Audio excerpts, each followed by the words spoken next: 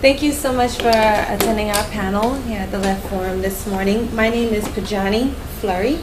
Everybody calls me PJ, so real simple, PJ. I am the Vice President of Freedom Through Knowledge, which is a grassroots organization that we're looking to register to become an official nonprofit, a 501c3 later this year. But basically what we do is we offer different programming for youth leaders. So we mainly work with youth in terms of leadership development, empowering them to create social change projects and to do things in their community.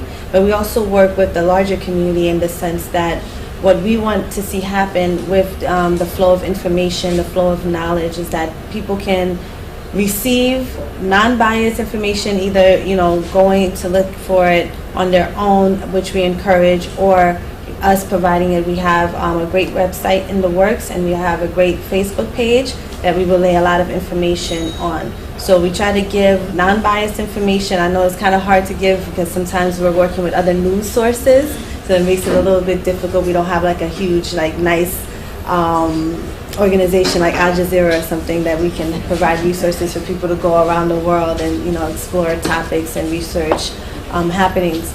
But what we try to do is at least tell the whole story and give a non-biased look at what's going on in the world so that people can make informed decisions to create social change in their own communities. If they're doing that already, it's great. We encourage that, and we want to be partners with them.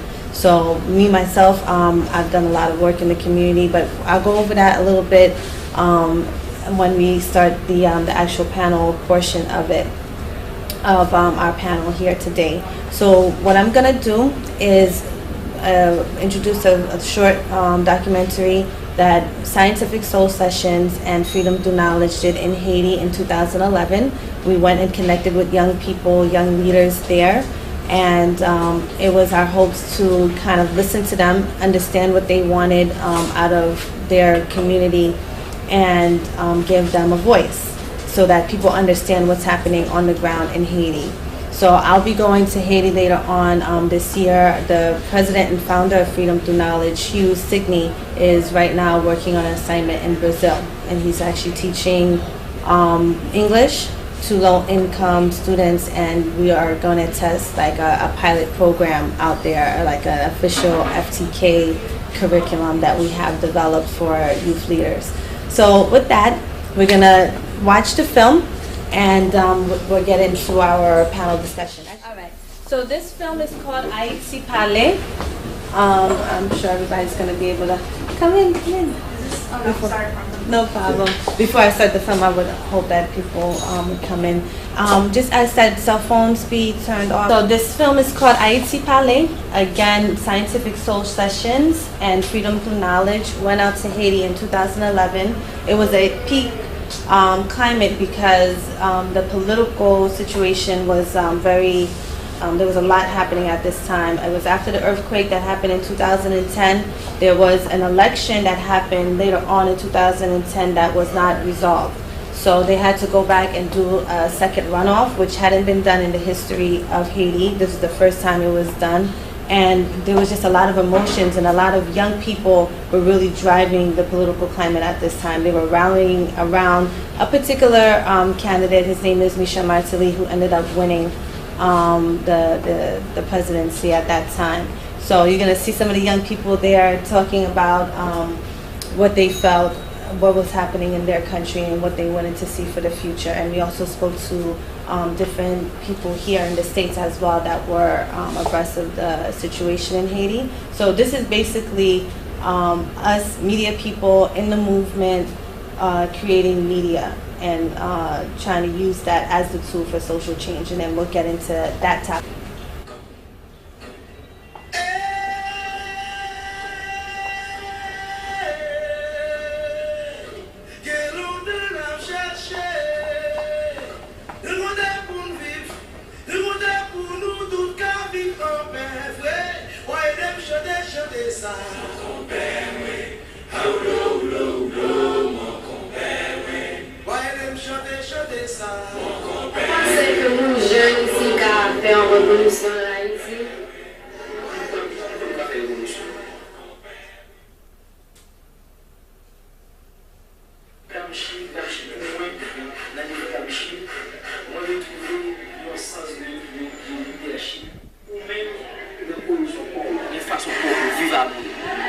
une façon pour tout pour apprendre. Et c'est dit comme ça, qui j'aime caler plus loin.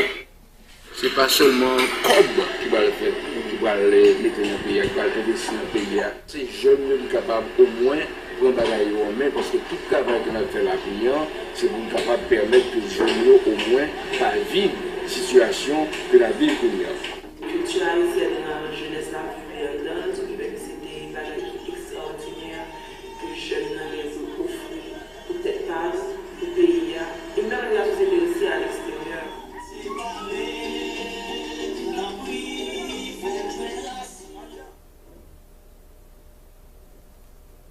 Dessalines did not go to the slave master school, so he had his dignity. He knew clearly that he had a soul, that he was not born to be a slave. When he was trying to build the country, he decided we need some instruction. So the people who were educated were the slave masters.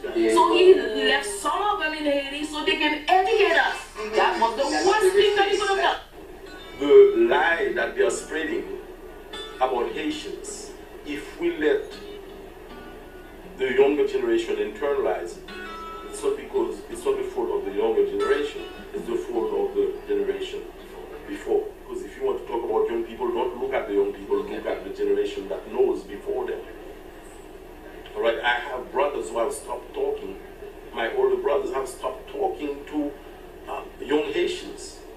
You have to start by teaching young kids in Haiti that they are African. Up to now that we're speaking, when somebody calls the Haitian African, it's like an insult. What about what we have accomplished?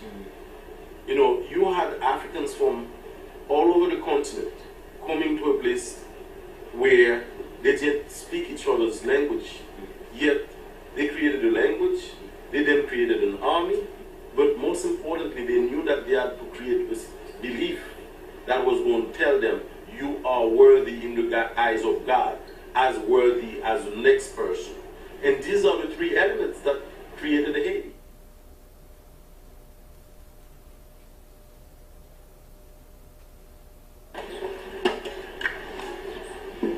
Qui ça va passer de NGO, qui ONG qui n'a payé la Tranquille, même il va arriver beaucoup de temps. Pas qu'on a aidé. Bagaille trop cher. L'huile cher, charbon cher. On va acheter marchandises là, banane cher. January 12, 2010 is a date that we will never forget in Haitian history. Like our friend Gina Elise says, there's Haiti before the quake and Haiti after the quake. In terms of responses, the humanitarian aid that came immediately was extraordinary. But in terms of long-term intervention, I'm afraid that both the government of Haiti and the international community is not doing very well.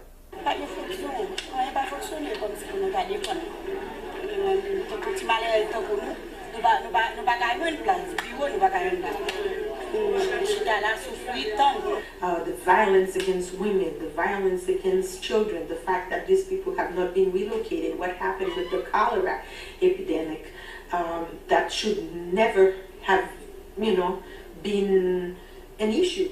Knowing that, men, the interests govern the world, knowing that men are always interested, we don't know who to trust, but some people are also money greater, coming to be part of the reconstruction, to get their salaries, to get rich, because there will be big contract, and it's not Haiti for Haiti well-being. I believe in people, all right?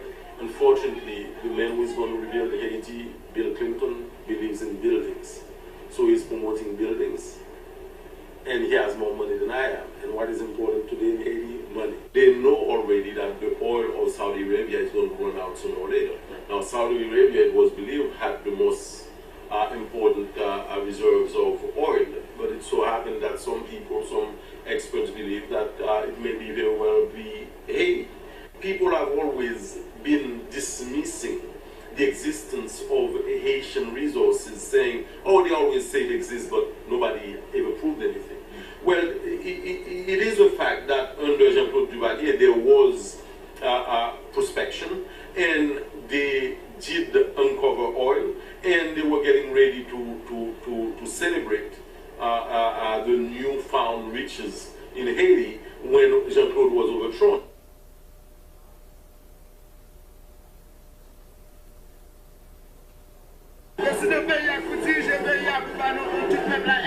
Pays a besoin d'un leader. Et puis le leader c'est Michel Manet. Et puis c'est. You have had that relationship with Michel Francois, and people who are your age were fighting against what Michel Francois and all these criminals represented. How come you weren't fighting against him too? You were charming with him until you got his name. The most important thing in the Haitian equation right now is that I believe there are multinationals that are trying to rob Haitians blind, and they are going to use anything. If they don't use color differences, they're going to use something else. Quand nous pensons à la maniga, même pas oublier de passer les conditions en Amérique, ça paye. Aristide,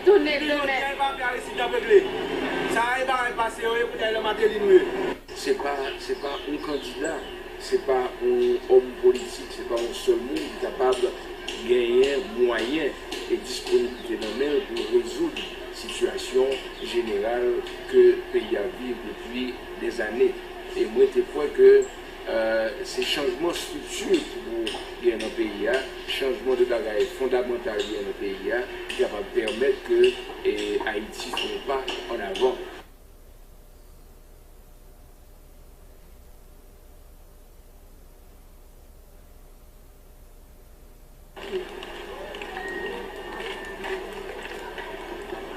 When it's our own thoughts that create this alternative universe that disconnects us from the rest of our population, I don't think that I want to use the word slavery, because slavery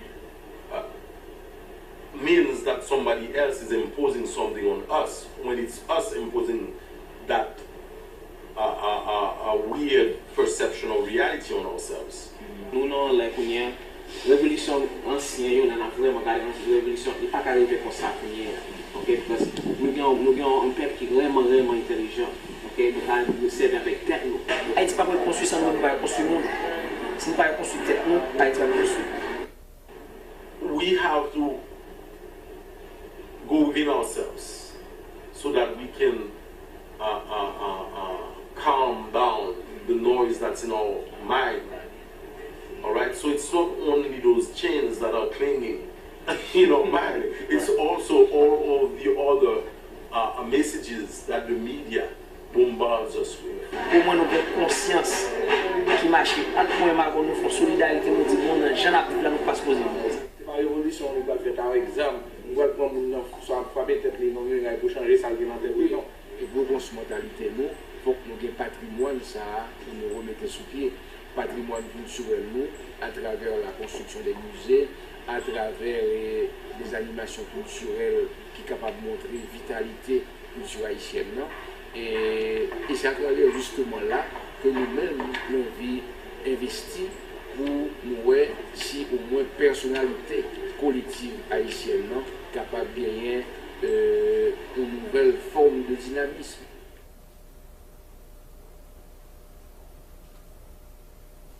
J'ai été fait exil à partir de 1980 sous Abdul-Wahaab.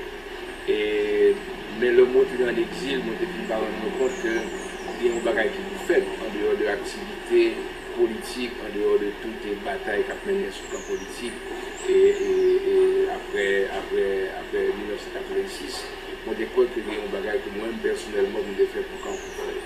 Et c'est ça qui fait que maison que moi gagné, que mérité de papa, qui était porté disparu en 1982, moi, après un pile réflexion, pensais que l'État bon pour transformer en bien pour la communauté de Carrefour. In 2005, I was in Haiti with my father, Pierre Clitand, in our family home in Carrefour, Port-au-Prince.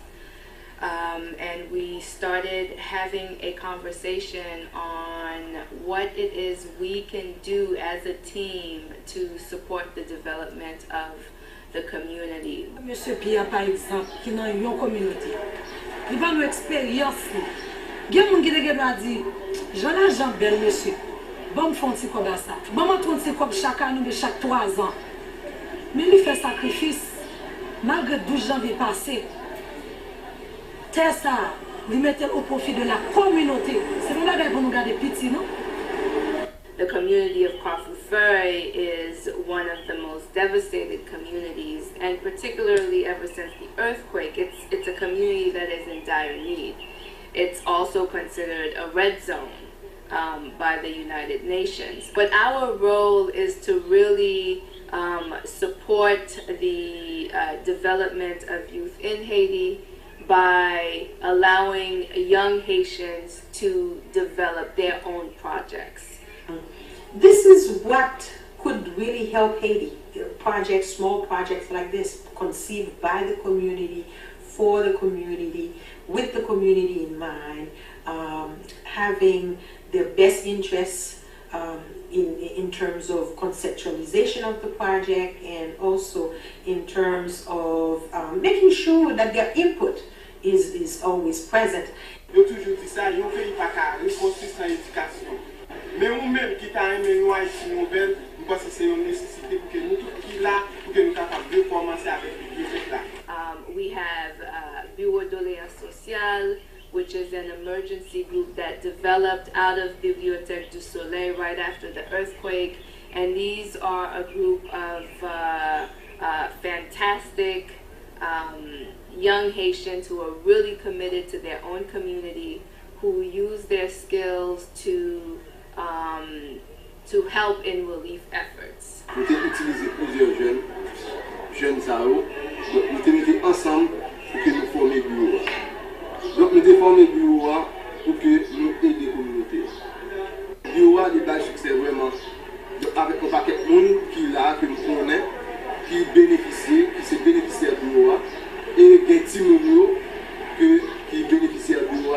The motto of the library is building libraries and museums for a just society. It's an example of a small local NGOs that needs to be supported by members of the community in Haiti, by the international communities, and we really hope that the diaspora and other people in the U.S. realize that the future of Haiti resides in this kind of grassroots efforts that are really well thought out, and where there's genuine care about the well-being of the population in Haiti. So, for those of you who have just come in, my name is Pojanee Fleury. Most people call me PJ, and I am the Vice President of Freedom Through Knowledge, which is a grassroots movement. We were one half of the documentary that was just presented here. And what we do basically is provide information and happenings, things that are happening in the world to the larger community, so that people can make informed decisions about what's happening in the world as they create social change in their communities. You're welcome to join us. This is the role of media and social change. Right, thank you. So with that, a little introduction. We're going to do brief introductions, and then throughout the panel discussion, you'll find out more about us.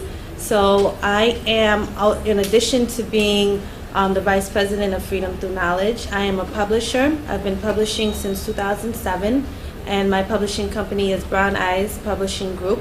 And I mainly work with magazines, and I have produced some journals for outside organizations, but that's mainly what I do. I'm the one that gathers the information, provides the platform for community members to exchange ideas. So I have 3 publications myself that I publish, and through Brown Eyes Publishing Group there's actually 5. So there's 2 outside publications, but the ones that I have been publishing since 2007 is Brown Eyes Magazine. It's a holistic health publication that I've been able to blend with positive entertainment. Also have Behind the Scenes Magazine, which is a community, more so like a newsletter than an official magazine, but covering what's happening in the community happenings. And For Haiti Magazine, which is a Haitian cultural publication. It's also informative and educational. and educational for our community. So that's a little bit about what I do in terms of media, and then on the other end of social change, I've been involved with several projects, but I also will get into that a little bit more because we're going to talk about social change more in depth during the panel. So I'll let my panelists talk briefly about who they are and the work that they do. Hi, I'm Peter Liu. I do a lot of work in community organizing, and I come to it through like a background in health and energy work. I'm a practitioner and instructor in Tai Chi, Qigong, and meditation. I've been doing that for a number of years, and so I've worked with different organizations such as Scientific Soul Sessions, which was a big learning experience for me. I'm very blessed to work with some very amazing people there, in particular Fred Ho. I have a book that I co-wrote with Fred Ho called Raw Extreme Manifesto. I'm a live food practitioner, and I organize around issues on nutrition, but connecting that to, the book connects that to larger global issues of social change through food, nutrition, health. This is something that is not usually talked about too much, especially in the raw food movement, which tends towards a kind of specialty, like kind of high-end kind of thing. And so what Fred and I were trying to do with the book is to just bring it back down to like an original availability to people on how we can organize around. We had something called the Raw Fight Club, which is basically a potluck community dinner. And through that, we would talk about issues of food sovereignty, food justice, and how one can proceed out of a personal experience and then connect with people around food and talk about how that has big effects throughout the social movements. And also blog, and then that's a way I use media, which is I try to use media in a kind of conversational way, and I actually really do a practice called dialogue, which is taking conversation to another level in which your interaction and your way of checking how you communicate with people is a flow of meaning that I think is the aim of media and communication. Is not so much like I have a point of view here and you have your point of view, but rather how can we find meaning together in the moment. So it's a very interesting way. It's kind of like taking meditation to a group setting, and through my practice with that and my study of that, it seems to actually have a very powerful effect in understanding how social society works. And within certain group settings, it can actually mirror culture at large. And so through that, there can be a transformation through consciousness, which is sort of my focus, how to transform from within, how to create freedom within your own mind, and to self-examine and to bring that back out. So media to me is all about like a free flowing of meaning that we create together. So that's a little bit of something. Hopefully we can have a conversation. Okay, my name is Rasheed. I am president of Roots Community Film, which is an organization based on education. And education from the standpoint that particularly youth are empowered through self-esteem. We have a situation I believe, in the world, whereas people have great ideas, great concepts.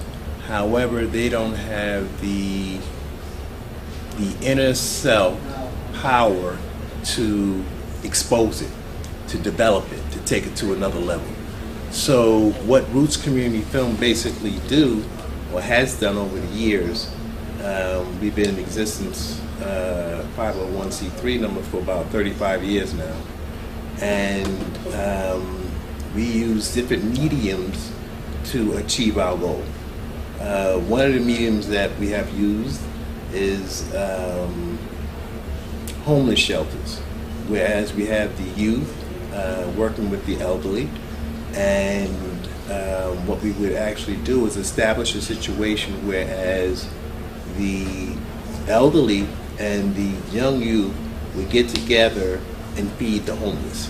So it's like the elderly empowering the youth through knowledge and experience, and the youth respecting the elders, and this like conjunction just creates a situation whereas it's like fertile ground to grow, and it's a very interesting thing. The other thing that or medium that we use is public access TV. That's the media aspect, and we had a show, or have a show, myself and others. The host is a co-founder, Jim Hill, who is an educator, an artist, and many other things. However, this show, myself and others, was on for about 13 years, and then we expanded and ran into a beautiful young lady. You heard a little bit about her. In fact, she's the one who put this thing together, and that's PJ. And presently we have a program on BCAT and what is it, Queen? No, Manhattan Cable. And what we're doing is, the name of our TV show is Brown Eyes. Brown Eyes TV. Serious.